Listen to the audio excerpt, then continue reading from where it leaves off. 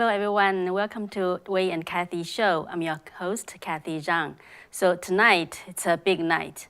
We'll have, give you some updates on the two states' primaries, which is, is now the most watched races in this midterm election so far, and also give you an update on the FBI raid of President Trump's Mar-a-Lago.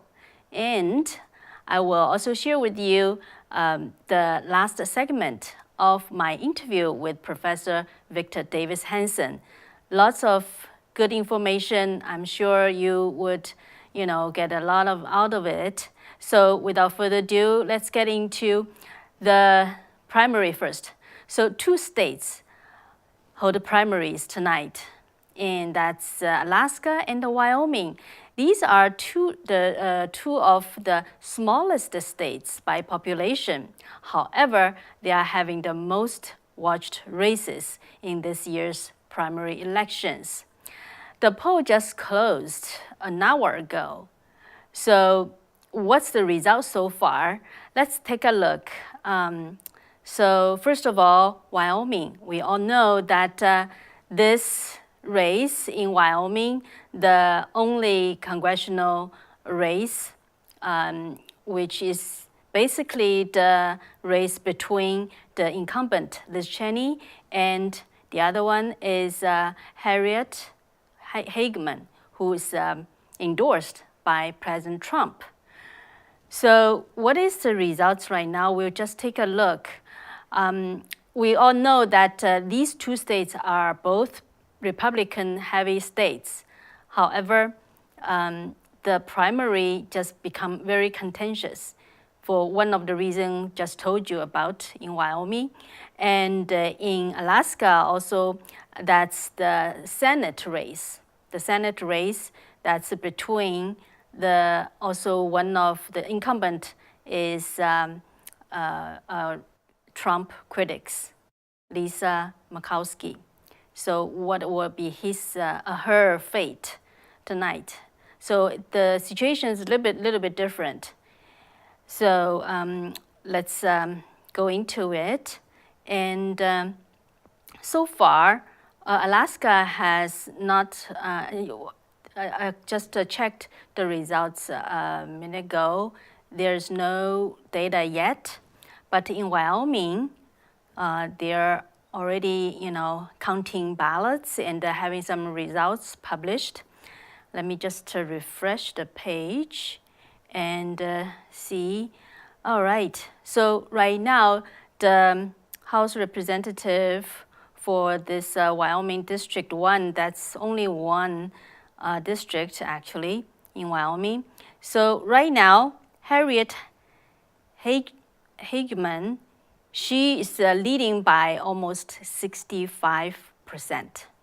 Okay, she's got the 65% of the votes so far, and Liz Cheney, 30%. And far third is Anthony Bouchard, 2.8. And it's not surprising to a lot of people being, who have been watching this race, because according to the most recent poll by the University of Wyoming, the challenger Harriet Hageman, she's led by, according to the poll, is led Cheney by nearly 30 points, with her receiving 57% support versus Cheney's 28%. And think about that. Back in 2020 and 2018, Cheney received 73.5% and 67.2% respectively in the Republican primary. So huge change.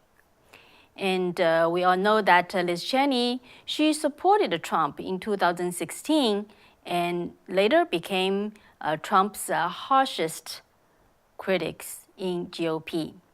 And for this race, she raised 15 million, and a lot of them is out-of-state money.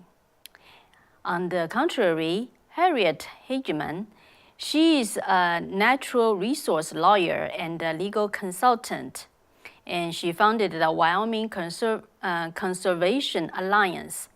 She actually was a former Trump critic. She did not support Trump in the 2016 race, but instead she backed Ted Cruz.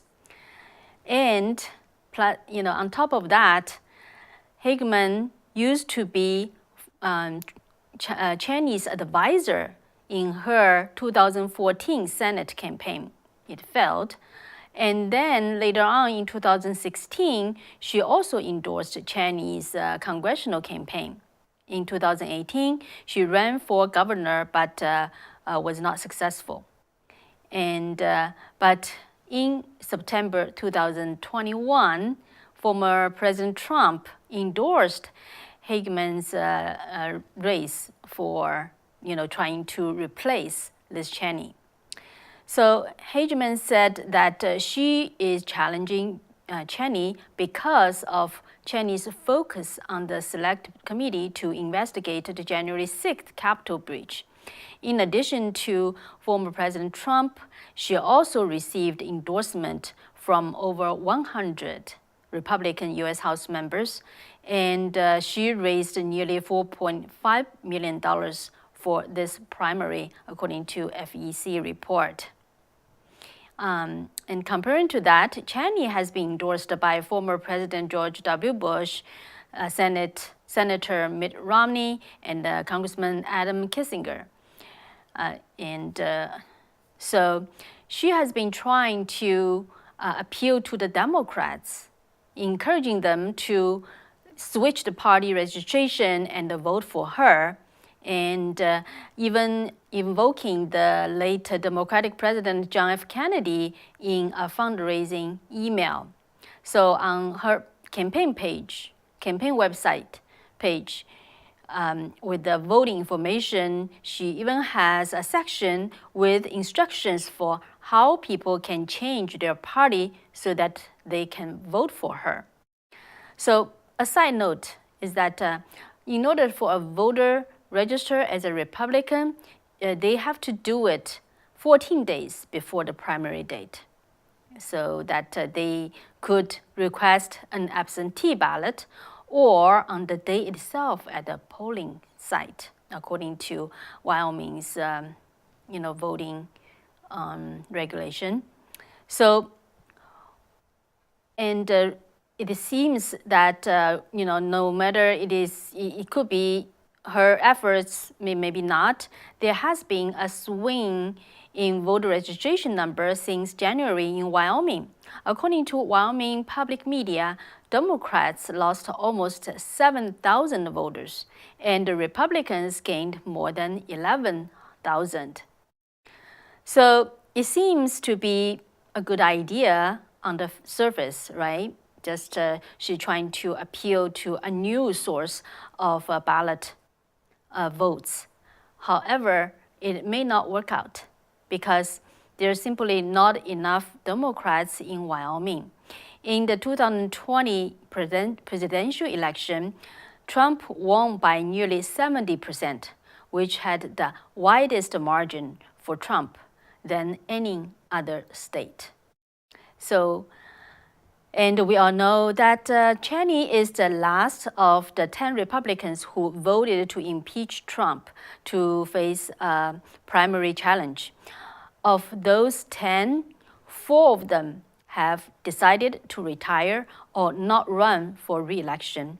3 others have either lost to primary challengers or conceded the race. Only 2 of them had prevailed and will go to the general election in November. And one of them, who is California's David Valadao, he appeared to be one of the most endangered Republicans in the country because he's in a district President Biden won in 2020 by double digits. That means when the next Congress begins and if the trend for Liz Cheney's vote getting keeps, as it's going right now, it is possible that just one Republican, Trump impeacher, Washington's then new House will likely still be in the office if he wins the general election. So that's the Wyoming primary. And let's take a look again. Is anything changing right now over there? Let me see if I try to, okay. So how's the vote counting right now? Well, almost keep the same. Harriet Hageman is 64.6% of the votes, and Liz Cheney is getting 31% of the votes. All right, let's take a look at Alaska. So in Alaska, Senator Lisa Murkowski, she's one of the 7 Senate Republicans who voted to impeach Trump, and she's on the ballot today. But Murkowski has a little bit different chance, probably, because Alaska has an open primary system in which the top 4 vote getters will advance to the general election in November. And in Alaska, they institute ranked choice voting for general election.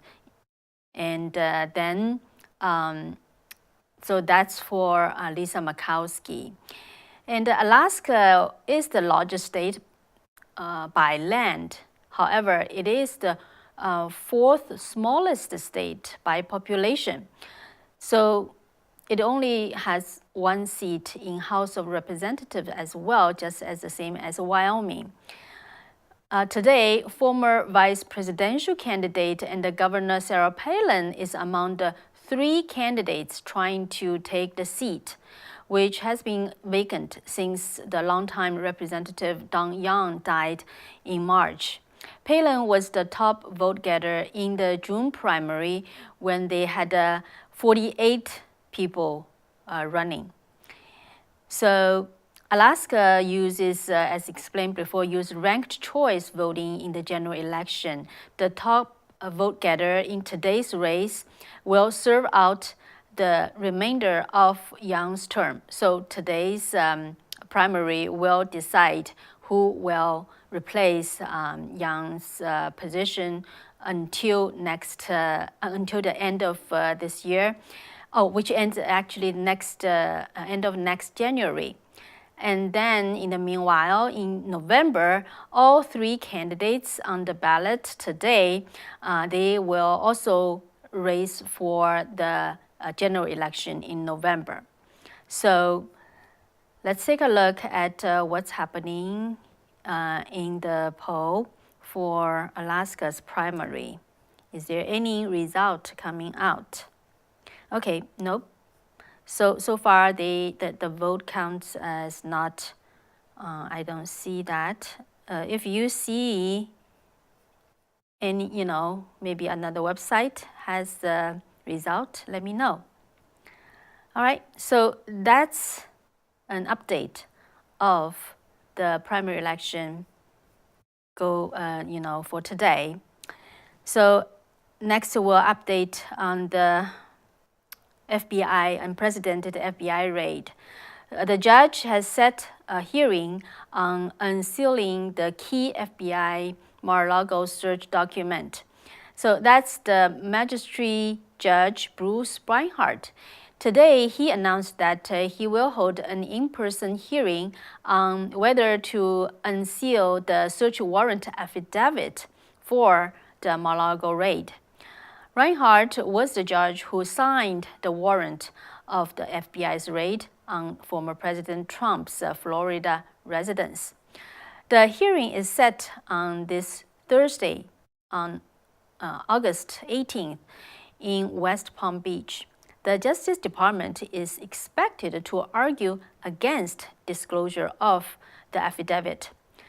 On the other hand, Judicial Watch, the legal organization, and nearly a dozen news organizations are all requesting more information about this unprecedented raid on the former president.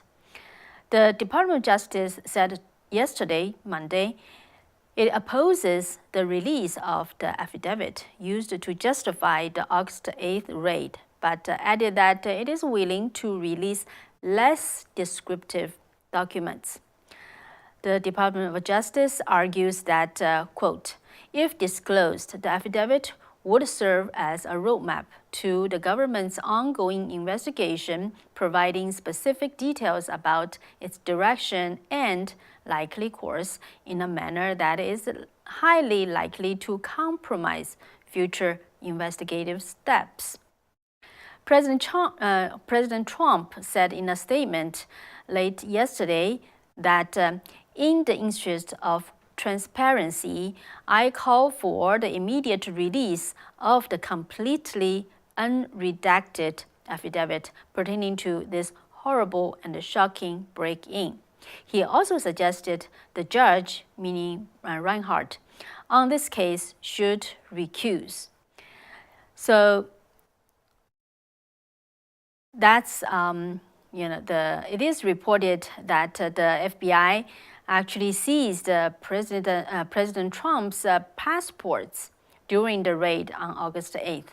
The agency, unprecedentedly issued a statement today claiming that they got the passport as a process, as a normal procedure for the raid, and they have returned the passports as item, quote, do not need to be retained for law enforcement purposes.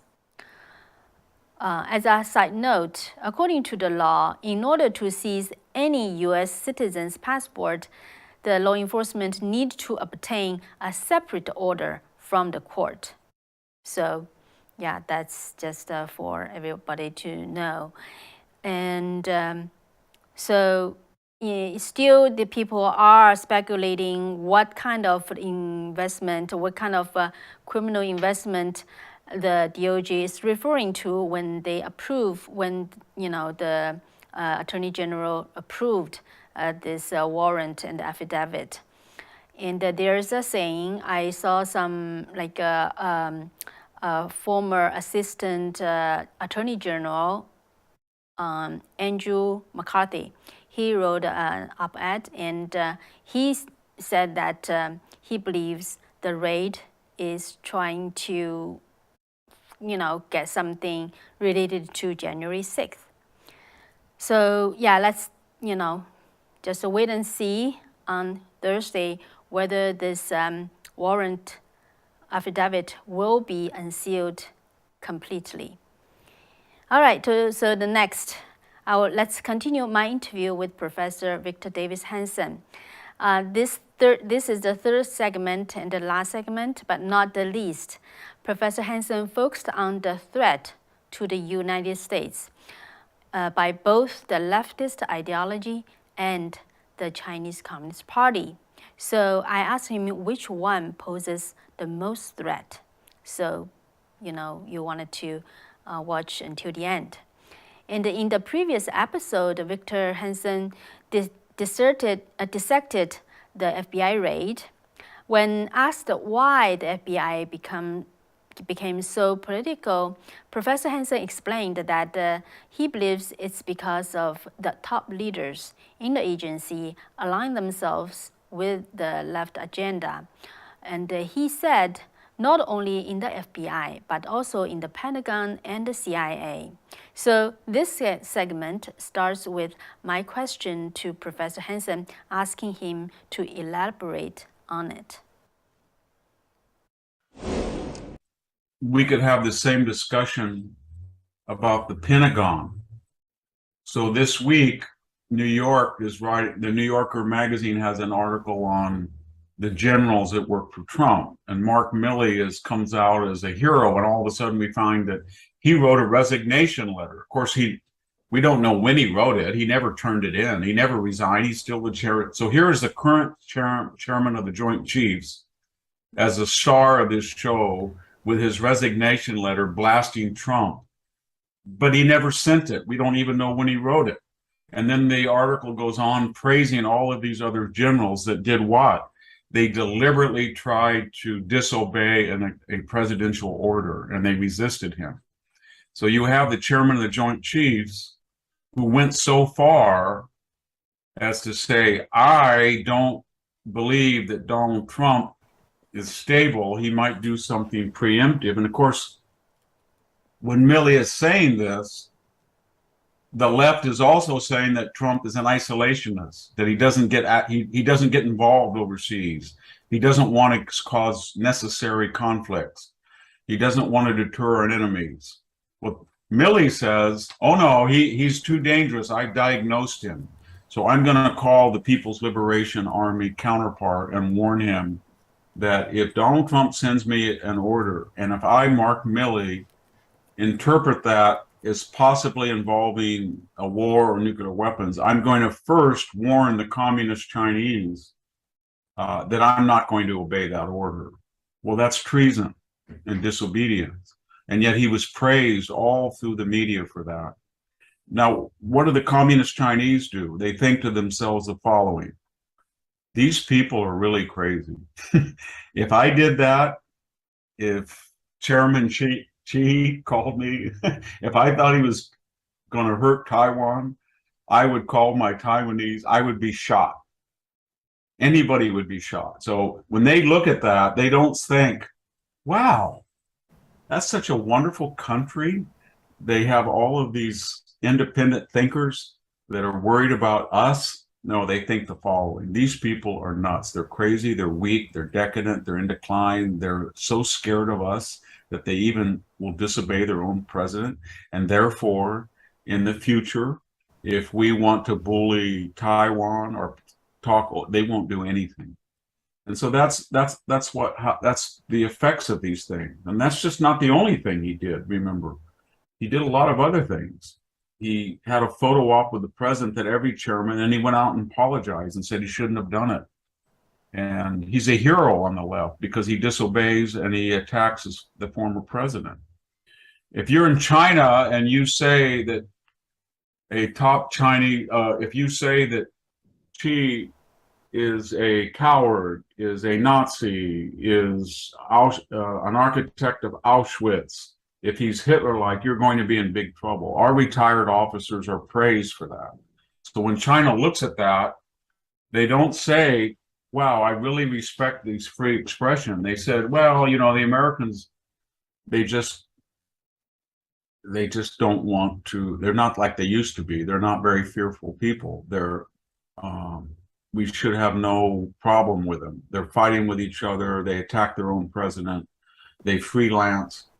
We can get to any of these people. All they want to do is rotate into the corporate world. And we have so many joint ventures in Chinese companies.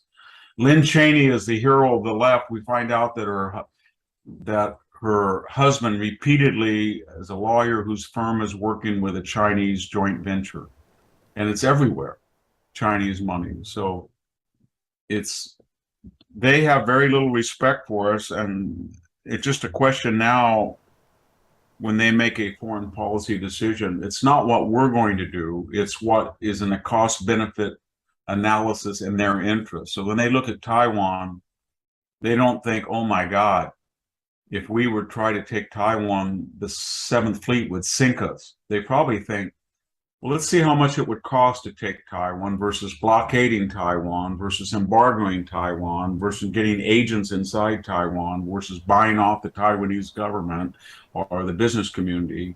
And that's how they'll make their decision. But it won't be based on fear of a military response on the part of the United States. It's a very dangerous moment, and the Chinese know it right now.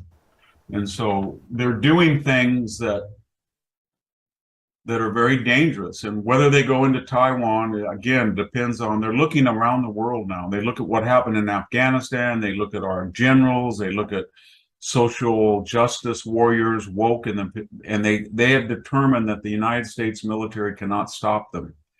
Then they look at Russia and they think, well, Russia lost Kiev almost, but now They are deadlocked, and the world said they were going to bankrupt Putin, but he's surviving the global sanctions, and we are buying his oil, and India is, and he's doing okay.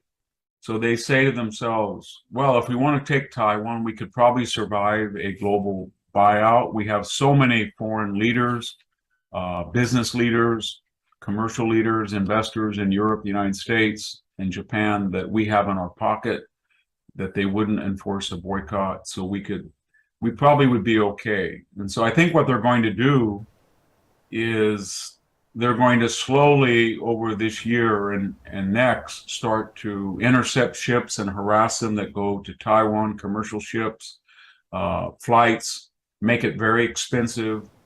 They will probably tell countries that trade with Taiwan that, you're not going to be able to have joint ventures with us.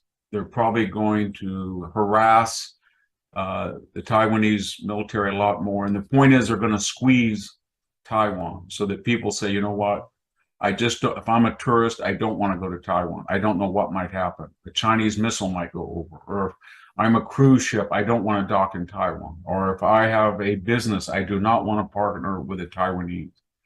And then they'll probably tell Taiwanese, you have a joint venture with us, you can have 5 of them. But and then people who don't, they'll say, you know what, you're an enemy of the Chinese people. So they have a lot of ways of doing things other than just invading Taiwan. And then when they feel they've weakened it successfully, then they'll probably invade. But that won't be until they have succeeded in bankrupting the country or isolating it completely. So Professor Hanson mentioned the Chinese money and the Chinese Communist Party's influence operations in the United States. What kind of threat does it bring? When you look at China and Russia and you're an American, Russia has 140 million people. China has 1.4 billion. Any empirical person would say there's 330,000 students here from communist China. There's none really from Russia. They have violated copyright patents, dumped product below the cost of production, manipulated. Russia doesn't have that influence. They would say the Chinese military is much greater and more deadly than the Russian military. Then they would say Russia's GDP is a fraction of China. China's got 9 times the population, the same territory almost. So China is much more powerful and dangerous than Russia. And yet this country obsessed over Russia collusion, Russia this, and Russia really didn't collude in the election. Not that they wouldn't have if they thought it was in their interest, but they didn't. China does all sorts of things. It's got its tentacles everywhere. As I said before, I work at Stanford University. It was fined for not reporting $50 million in illicit Chinese contributions. We know that a member of the Chinese military was a visiting professor on the Stanford campus. So that's just every day. The question is, how does China deal with that, and how do we deal with it? And the way that China does, it has a sophisticated propaganda because there's so many people from mainland China here, and there's so much American investment in China and so much more, whether it's the NBA or the Hollywood. So if China says, I don't want dark-skinned actors in your movies that you produce in Hollywood, then they don't do it. Or if China says, these Americans are so woke, I'm going to say, don't treat us like you treat George Floyd. That's what they said the other day. And you are racist. You are racist. We're not white people. You're racist. And so the left sees China as, even though it's one of the most powerful, racist, segregated, oppressive societies in the world, mainland China, they say, you know what? There's certain elements of it that we kind of like. We like the idea that maybe it went too far, but, in college I wore a Red Star Mao hat, and, one of Obama's PR person said her hero was Mao Zedong. Nobody says their hero is Stalin. They all say their hero is Mao. Mao killed 3 times as many people as Stalin did. But there's a romance with communist China. There's a romance that Chinese are not white, so to speak, in the left-wing mind. They look at Russia, and there's none of that. So they fixate on Russia, and the Chinese know that. And their propaganda is post-George Floyd woke. So every time you want to criticize China, this huge juggernaut of oppressive government, they claim they're victim. Oh my God, you're racist. Oh my God, you're colonials. Oh my God, you're neo-colonials. Oh my God, you're imperialists. Oh my God, you're doing to us what you did to George Floyd. And it works. And they get shielded for the things they do. No NBA player says, I want to have a franchise in Russia. They all have franchises in China. And you tell them, well, the Chinese coaches beat their players. They discriminate on who plays by race. They're trying to take over your entire operation in China, and they will once they master it. They don't care. And so that's what's so scary about the mainland Chinese, the communists. Think about it. Nancy Pelosi's husband has investments in China. Dianne Feinstein's chauffeur for 20 years was a Chinese spy. Dianne Feinstein's late husband was worth $1 billion. He had hundreds of $1 million in investments. Mike Bloomberg, one of the richest men in the world, he's got billions of dollars investments in China. Joe Biden's son flew on Air Force Two when he was vice president to do business. Joe Biden called his son, we know that, on a phone call and said, you have nothing to worry about when a Chinese actor was arrested and might have contaminated the Bidens in his skullduggery. So they have their hooks into the highest levels of American politics and corporate people. And it's very lucrative. I mean, Hunter Biden, as we speak, is renting a $20,000 a month Malibu beach house. Where do you get that money? He's a crackhead. He's a drug addict. He's unemployed. Where does he get that kind of money? Where did Joe Biden get 3 big homes? Where do these people, and the Chinese know that. And so we know what they do, and they influence public opinion at the highest levels, especially left-wing politicians. Right-wing corporate people they do, conservative, of course, but they've had problems with Republican officials because they have a tradition of supporting Taiwan. And that's just a fact.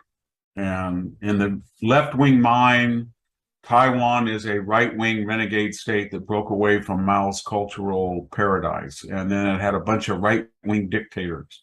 And they're just an irritant. They're not worth it. They can get us into a war. And China is the future. But to the conservative, they gravitated, they evolved, they're a free state, they're a democratic society, they're worth defending. And that's the difference. So which one poses the biggest threat to the United States, the leftist ideology or the Chinese Communist Party? As strong as Beijing is, it doesn't have the power to defeat the United States. It just doesn't have it. And it doesn't have it because in education, all of the major scientific research in the world is conducted by American and European universities. They have good universities, but not yet anywhere near us. Their military, for all of their size, it's not able to. If we go to help Taiwan, there'll be a big fight. If the Chinese Navy goes into the Caribbean, it'll be blown out of the water. So they don't have the reach that we do. We have 6,500 nuclear weapons. They don't have that yet. We have a lot more oil and coal and natural gas than China does. We have double the GDP. We have 4 times the per capita income. So we have all these advantages. But if we allow them to bribe or infiltrate our elites as they're doing, and we're so obsessed with race and all of these domestic left issues, then yeah, they're going to be able to become the world's hegemon. The only person that can stop them are the United States. The only country that can stop them, it's not Europe, it's not Japan, it's the United States. The United States, if they were strong domestically and they got their financial house in order, they could get the Europeans, the Australians, the Japanese, the Taiwanese, the South Koreans, all of them. They get them all together, and they could stop Chinese expansionism. But if they don't, then countries like India, or for example, or Indonesia, they look at China and they think, you know what, we don't like those guys, they're dangerous, but the Americans will get you into trouble. They'll talk tough, but they won't support you, and they're losing. We better join the winners, which are the Chinese. So that's the danger. If you have 4 more years of a leftist government in the United States, I'm very worried. If Biden, I'm very worried about the next 2 years. We've destroyed the country almost. We have no energy. We're not using our energy. The streets are unsafe. Crime is out of control. Racial relations are the worst. The law is not being applied. You can walk into a major city and walk down the street and club somebody to death, and if you're a particular race or ideology, they're not going to do anything to you. It's just a fact. You can go into a pharmacy and walk out with $900 worth of stuff. They're not going to arrest you. That's never happened before. So that's what leftist ideology has done.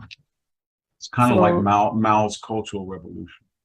And my understanding from you, maybe but the more immediate threat is the leftist ideology to the United States, but ultimately it is the threat from the CCP. Yeah, I think so. And the left in the United States is either not willing to or incapable of deterring China. They're just not going to do it. They either like China, or they are afraid of China, or they don't want to spend the time or money on it. But whatever the reason is, they will not deter China. They'll never do it. And so Miles said, because of what they've done in the Trump administration, the U.S.-China, some of the policies and strategy, they actually had to, most of it being inherited by the current administration. What do you think? You mean the Trump policies are to China are still in effect by the Biden administration? Yeah. Well, they say they are, but I just have to look at what they've done. The first meeting they had with them was in Anchorage, Alaska, in 2021. I think it was in March, and the Chinese just dressed down the American. Anthony Blinken and Jake Sullivan just said, "We're not going to listen to you. Look at your country, your race, and they just took it.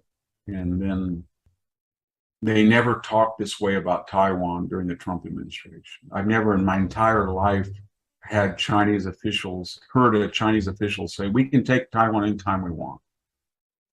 And they're saying that constantly now. I've never heard that before. And so why are they saying and doing that now? I don't know, but they don't seem to have any fear or respect for the United States. The only thing that's changed is the old Bill Clinton, George Bush attitude that the more you appease China, the more you invest in China, the more you bring Chinese students to the United States, the more they get impressed with you, and the more they'll like you, and the more that their kids will come home and they'll have sneakers and listen to rap music, and they'll change China. Nobody believes that anymore. The more that you have contact with them, the more they hate you, the more they have contempt for you, the more they'll steal everything you have, and then they'll think you deserve it because you let them do it. And that's just their attitude. When they can steal from the West, medical research, computer research, and they get away with it, or when they have asymmetrical trade, or they dump products, or they manipulate their currency and they get away with it, they think, these stupid people, we would never allow them to do it. And they have contempt. So that's how they operate. That's how a communist mind works. And they're still run by communists. All right. So that's Professor Hanson's last segment of the interview I did with him this time. So I see a lot of people are enjoying his analysis. And the big news right now is that Liz Cheney conceded. He has been defeated by Harriet Hageman in today's primary election. Just maybe about 20 minutes ago or so, Liz Cheney announced that she conceded to Hageman in a phone call today. And Cheney said that tonight, Harriet Hageman has received the most votes in this primary. She won. I called her to concede the race. This primary election is over, but now the real work begins. That's what Liz Cheney said while conceding to Hageman. So, well, so that's, what do you think? I already saw, oh yeah, M, I really appreciate your donation. Thank you for your support. And you also called on our other folks to give a like, and this is the minimum effort support you can do. Yes, please. Thank you. And all right. So a lot of comments coming in now. JF, Liz off to Jitmo, bye-bye. Okay, M said, yeah, real work. So what does she mean by that, right? So, and Mark, you said hope heals. Glad you are soaking this great content. There will be a test later. Yeah, I also, I think on the conservative side, people who believe we are facing the threats that Professor Hanson just talked about, it doesn't, things still happening, and the real work is still there for everyone, right? Friendly one, looks like 10,000 Democrats voted for Liz. Yeah, that's possible because, I reported to you previously since January, right? According to the Wyoming public media, the survey shows that 10,000 Republicans got 10,000 re-registered. So, yeah. And Legion Trey, you said Mega won. James Ramirez, you said that the only seat for Liz is the, okay. All right. For Timataga, 4 who voted for Trump's impeachment are out. That's right. So right now, only 2 stands in the primary will go into general election.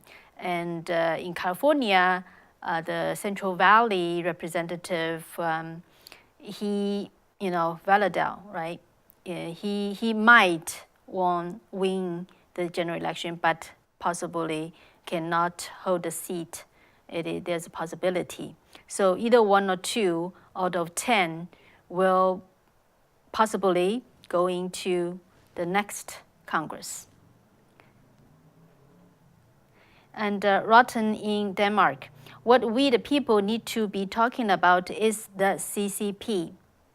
Yes, totally agree. And just as President Trump analyzed, and not President Trump, Professor Hanson just analyzed. So actually, I prepared more information, but maybe to share with you next time is about CCP, the Chinese money. Remember, President, I always say that Professor Victor Hanson talked about the Chinese money, Liz Cheney's husband, and all the other politicians. So there are more to talk about on that. We really have to talk about that. So it is the ultimate threat to the free world. So I'm glad you mentioned that.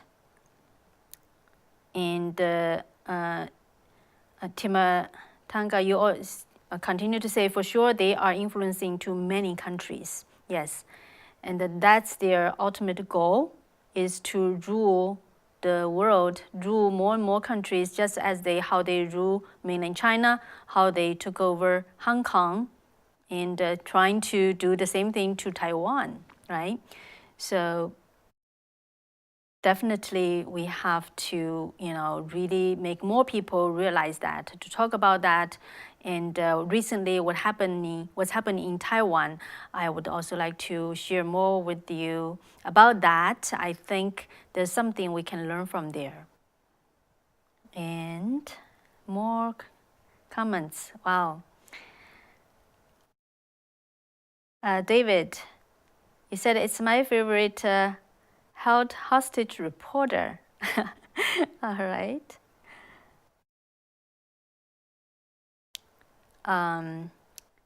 Kelly, you said that no one would rather hear report election results than Wayne Cathy.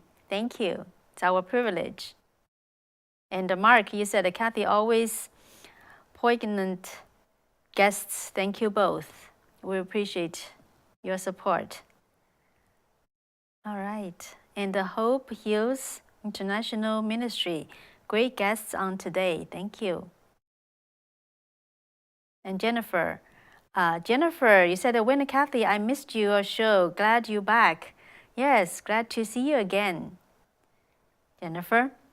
And yeah, M, again, thank you for your support. You said I love you, my Texas, claim love, we will win. So it looks like M's from Texas. All right, so just to have a last look at Alaska. I don't know if there's any updates in Alaska right now. Anything?